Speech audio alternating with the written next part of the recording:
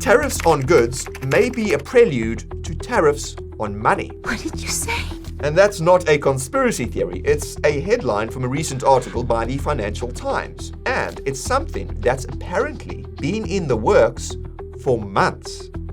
Taxing foreign capital being invested into US assets is an idea that's been floated by individuals with close ties to the Trump administration, and it could have profound effects on the markets. And that's why we're going to take a look at what is being proposed, why it's being proposed, when it could be implemented, how it could affect the markets, and the alternative that could be implemented instead. My name is Nick, and you're watching the Coin Bureau.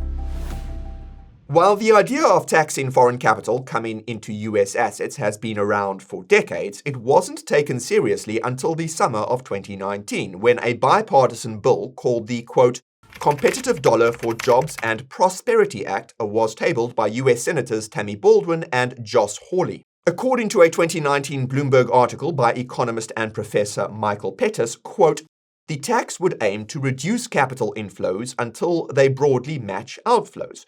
Because a country's capital account must always and exactly match its current account. If the American capital account is balanced, then its current account must also be balanced, and the US trade deficit would effectively disappear. In plain English, a tax on foreign investments into US assets would make the economy more balanced by reducing its reliance on financialization and increasing actual economic growth, like manufacturing. Not sure if you've noticed, but this has been one of the areas of focus for the Trump administration. Not surprisingly, the 2019 bill to tax foreign investments into US assets never got off the ground. What is surprising, though, is that American Compass, a think tank with close ties to Vice President J.D. Vance, recently published an article arguing that the 2019 bill should be seriously reconsidered and ideally passed. Similarly to the aforementioned Michael Pettis, American Compass noted that, quote, the US has seen a 10% decline in industrial output and a 35% decline in production manufacturing jobs since 2000. A market access charge would make the foreign investment of US financial assets more expensive, making the purchase of American exports relatively more attractive. This approach would simultaneously promote US production and industrial strength, serve as a source of revenue, and counteract forces driving the trade deficit. In other words, you could revitalize the actual US economy by taxing foreign investments into US assets. American Compass advocated for a clever model wherein a tax would begin at just a 0.5 percentage point, but then increase by 0.5 percentage point every 6 months, or every year until the US no longer has a trade deficit.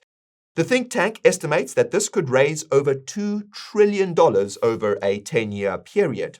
And the more you think about it, the more it makes sense. In the modern day, America's most valuable export is arguably its capital markets. Everyone around the world invests in US assets, especially individuals and institutions with lots of money, because the US market is the only one liquid enough for these large investors. And this is significant, because this means these big investors can't really go anywhere else. Put differently, the US basically has a monopoly on financial assets. This has come at the expense of America's actual economy, but with the right strategy, it could be used to support the actual US economy by essentially taxing wealthy investors overseas. And this seems preferable to tariffs on foreign goods, which run the risk of creating serious issues for US consumers and businesses, regardless of their wealth. The only problem is that foreign investors probably wouldn't be very happy about this tax, and many could sell their US assets in protest. The result would be the US economy entering a deep recession because its most important industry would effectively go bankrupt before another one could step in to replace it. And by the way, guys, if you're enjoying this video so far, then smash that like button to let us know. And don't forget to subscribe and ping the notification bell to make absolutely sure you don't miss our next one. Now, this begs the question of why some are advocating for this tax on foreign investments into US assets. Obviously, the answer is because it's probably the best way that the US can rebalance its economy. And this begs the bigger question, though, and that's why the US economy became so financialized in the first place.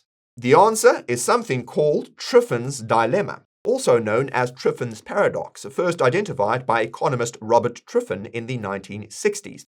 In short, when a country is an issuer of a reserve currency, it is eventually forced to sacrifice its domestic economy to satisfy the foreign demand for its currency. I'll use an example to explain why. As you'll know, the US dollar is the world's reserve currency. In practical terms, this means that the dollar is the primary currency for international trade. And if you want to sell something internationally, you charge in US dollars. And if you want to buy, you pay in US dollars. Logically, the fact that you need to have dollars to do international trade creates an enormous demand for dollars. The practical effect of this demand is that it pushes up the value of the dollar relative to other currencies, and this is where the associated problems start to become apparent. Imagine you're a US company looking to sell smartphones, and let's assume that your cost of manufacturing is the same as other companies making smartphones overseas. The fact that the dollar is stronger because of its reserve currency status will make your smartphones more expensive compared to the other companies selling the same smartphones overseas in weaker foreign currencies. As a US company, the only way you can stay competitive is to lower your price, and this means lowering your profit margins, which make you less competitive. Eventually, you will either go out of business or be acquired by a foreign smartphone company that was able to grow larger because its exports were more competitive due to its cheaper currency. And this, my friends, is the story of American manufacturing in a nutshell. Of course, there is a financial side to this story too. If the value of the dollar rises too much relative to other currencies, it starts to create issues for other countries and eventually for the global economy. There's only one way to minimize the effects of demand on price, and that's to increase the supply. And this is precisely what the US government has been doing with the helps of the Federal Reserve. It's been increasing the supply of dollars for decades. While it's true that most of this money printing happened in response to financial crises, most of these financial crises fundamentally had the same thing in common. They were the result of a shortage of US dollars and/or dollar-denominated collateral. As you'll probably know, the exponential increase in the supply of dollars is why everything has become exponentially more expensive over the last few decades. What you may not know, though, is that foreign countries have been printing currencies too, and that's to ensure the dollar isn't too weak. Whereas a strong dollar can create problems for the international economy, a weak dollar can create problems for the American economy, such as making imports more expensive. It also causes inflation to rise, primarily because of how a weak dollar affects energy prices. A weaker dollar makes oil more affordable globally, which results in more oil consumption, raising the price of energy everywhere. And this, ladies and gentlemen, is why it's referred to as Triffin's dilemma. Being the issuer of a reserve currency means that you must ensure your currency is not too weak, but also not too strong. This ultimately involves hollowing out your domestic economy and printing large amounts of money, which creates growing wealth inequality and all the other issues that are top of mind for Americans today. Oh, sorry, I just had to take a break from that video to check the Coin Bureau deals page. You know, the one place you'll go to get exchange sign-up bonuses of up to $100,000 and trading fee discounts of up to 70%. Or how about discounts on hardware wallets, as well as exclusive altcoin alpha in the Coin Bureau Club? Well, more information in the description. Now, back to the video. And this is where things get interesting. In theory, the only way to ensure that the dollar doesn't become too strong is to increase its supply, which inevitably leads to inflation. In practice, however, there's another way, and that's to reduce the demand for dollars without hurting its reserve currency status. In case it wasn't clear enough, this is practically what a tax on foreign investments into US assets would do. And that's why the very first line of that 2019 bill reads, quote, "To establish a national goal and mechanism to achieve a trade balancing exchange rate for the United States dollar." Taxing foreign investments into US assets is actually a means to an end, and that end is to manage the dollar's value. For those unaware, if you want to invest into US assets, you first need to buy US dollars. Logically, the fact that you need to have dollars to invest in US assets creates an enormous demand for dollars, just like with international trade. The difference is that this dollar demand isn't productive. It's not going towards global economic activity. It just creates extra demand for US dollars. In turn, this has made the actual US economy extra uncompetitive and has put extra pressure on the US government and the Fed to print more dollars to make sure that the dollar doesn't get too strong, as explained earlier. In this sense, it's not the financialization that's the problem. It's the extra demand for dollars that it creates, and the extra negative side effects that this has on the US economy.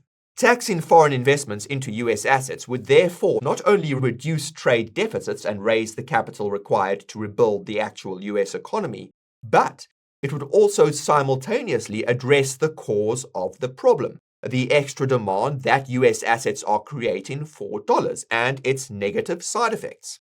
The best part is that this is something that could work simply because there aren't many other places that this foreign capital could go. As I explained earlier, the US basically has a monopoly on financial markets, and this means that investors, especially large foreign investors, would likely pay this tax. To put things into perspective, the US stock market accounts for more than 40% of the global stock market.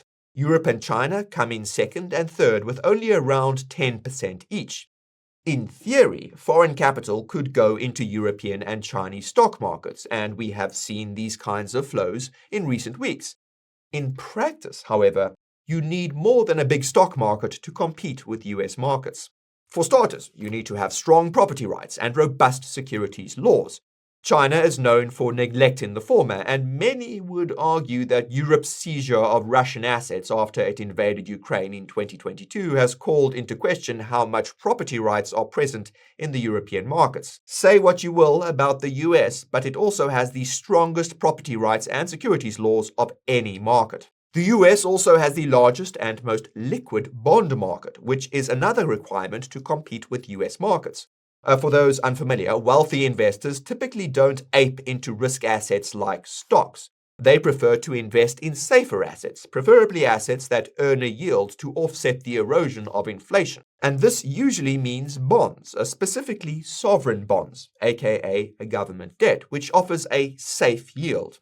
So, suppose you're a wealthy investor with tens of billions of dollars. Sure, some of that money will probably go into stocks, but most of it will probably go into government bonds or similar instruments. Would you feel comfortable holding tens of billions of dollars of Chinese government debt given the geopolitical trends? Chances are you'd prefer to keep that money in US government debt, even with the tax. But let's say you really don't want to invest in US government debt. The only other large and liquid sovereign bond market can be found in Europe. But they're not very large or liquid because each EU country has its own bond market. Chances are you'd prefer to keep your money in German government debt. But if everyone has the same idea, the yields would be very high. It just wouldn't be worth it. As such, you could say that foreign investors not only require large and liquid stock markets to invest and speculate in, but also a large and liquid bond market where they can keep their dry powder safe. For the time being, the US is the only jurisdiction that offers both, and it looks like this will be the case for the foreseeable future. And this means that the US should be able to tax foreign investments without affecting much. But what if I told you that the US didn't need to tax foreign investments to reduce the excess dollar demand these financial inflows create? And this is where things get truly fascinating. To recap, the motivation behind taxing foreign investments into US assets is to raise capital to offset the effects of being the world's reserve currency and address the root cause, which is global demand for the dollar. Although some of this demand cannot and should not be reduced, like international trade, US dollar demand from investments can and should be reduced. But what if there was a way to invest in US assets without having to buy dollars? Believe it or not, but this could be done by tokenizing assets. For context, tokenized assets are digital assets backed by so-called real-world assets, including stocks and bonds, and issued on a blockchain, be it public or private. There are many benefits to asset tokenization, including lower fees, faster settlement, and 24/7 trading. However, there is another benefit that nobody has been mentioning, probably because it's not so obvious. Most tokenized assets are likely to trade against stablecoins, be they public or private. For reference, stablecoins are digital assets pegged to fiat currencies, usually the dollar. The catch is that stablecoins are not backed by dollars. They're backed by US bonds, i.e. US government debt. So if US assets get tokenized and most of them end up trading against dollar stablecoins, this won't create extra demand for dollars. It will create extra demand for US bonds instead. FYI, a currency strength partially depends on interest rates, and interest rates mostly depend on bond yields. Bond yields depend on the price of the bond, and the price of the bond depends on supply and demand. The greater the demand for a bond, the higher the price, and the lower the yield. The lower the yield translates to lower interest rates, which translates to a weaker currency, all else being equal. Newsflash, but this means that tokenizing US assets and having them trade mostly against stablecoins would kill two birds with one stone. Not only would it reduce dollar demand associated with US assets, but it would also increase the demand for US government debt, lowering interest rates and further weakening the dollar. This would be a win-win for the US economy and the US government. In case you missed the news, BlackRock has been pressuring the SEC to approve the tokenization of more stocks and bonds. Meanwhile, megabanks like Bank of America are planning on launching stablecoins. Everyone assumes that these institutional stablecoins will be used for payments, but it's likely they will be used mostly to trade tokenized real-world assets, just like they're used mostly to trade cryptos. Not only would this eliminate the need for taxing foreign investments into US assets, but it would also ensure that US markets remain dominant globally and could even increase their dominance. And this would make it possible to use these growing financial markets to support the US economy even more. And this brings me to the big question, and that's what a tax on foreign investments into US assets would mean for the markets. You'll probably already know the answer if you were paying close attention. It would be unlikely to affect the markets in any meaningful way because there is nowhere else for large investors to go. Make no mistake, there would likely be some minor redirection of capital around the margins. Even though this minor redirection of capital wouldn't affect US markets much, it could have profound effects on foreign markets just because they're much less liquid. And that means it takes less money to move the prices of their respective assets, and this could result in speculative bubbles in overseas markets. The caveat is that the composition of major US stock indices could cause US markets to fall in the short term, which is kind of what we've seen in recent weeks. You see, stock indices like the S&P 500 are weighted by market cap, meaning that the bigger a company gets, the more inflows it will receive. As some of you will know, just 7 tech stocks account for over a third of the S&P 500. The consequence is that these so-called Magnificent 7 stocks have become the most widely held stocks globally. So when foreign investors go to sell those Magnificent 7 stocks, the outcome is that the entire S&P 500 falls, even though most of the other stocks in the index are completely fine. However, this all assumes that the Trump administration would go as far as taxing foreign inflows into US assets. Even though this has been actively discussed by entities adjacent to the Trump administration, it hasn't been formally proposed or hinted at by anyone in the administration yet. It goes without saying that taxing foreign inflows into US assets would be a last resort of sorts. But it's safe to say that Trump's foreign policies around things like tariffs haven't really been very predictable. It's quite possible that we could see taxes on foreign investments proposed sometime later in the year when the markets have digested the current tariff tantrum. But again, this would probably be a last resort. However, changing the structure of US financial markets through asset tokenization seems to be an objectively better approach to achieving the same policy objectives, and it's one that seems to be in full swing. The catch is that it's going to take time to digitize the US financial markets. It could take years, if not more. And this means it could be years before the positive effects of this new financial system start to feed into the actual economy, and something could go horribly wrong in the interim. There could be a major technical issue with tokenized assets, for instance, and that would likely reduce investor confidence in US markets. More importantly, there would be an issue with the US bond market. To bring you up to speed, the US government hit its debt ceiling in January this year, and US politicians are in the process of passing a, quote, big, beautiful bill that includes a provision to raise the debt ceiling. If this spending bill does not get passed before the US government runs out of money, it could risk causing a bond market crisis. And this would reduce investor confidence in US markets, and it would be a huge blow to that critical element that large foreign investors look for: safe and liquid bond markets. And if you're wondering how much money the US government has left, you can see this by looking at the balance of the Treasury General account on the Federal Reserve website. As you can see, there's currently around $500 billion left to spend, and more money will come in from taxes in April. This means that the US government could run out of money sometime over the summer if the debt ceiling isn't raised by then. It stands to reason that the Trump administration would probably not be able to tax inflows on foreign capital if there's a bond market crisis that causes foreign investors to flee. As such, you could say a bond market crisis is the biggest risk to the markets, above and beyond the tariffs. And that's because a bond market crisis would destroy confidence in US markets, whereas tariffs just destroy confidence in the US economy. As horrible as it sounds, the fact of the matter is that markets are more important than the economy at this stage, because they're necessary to get the economy back on track. If anything happens that causes faith in the US markets to fall, it will not be possible to leverage them as a means of improving the actual economy. Come to think of it, this is why some foreign investors have started selling US assets. They know that this will hurt the US's prospects of recovery the most.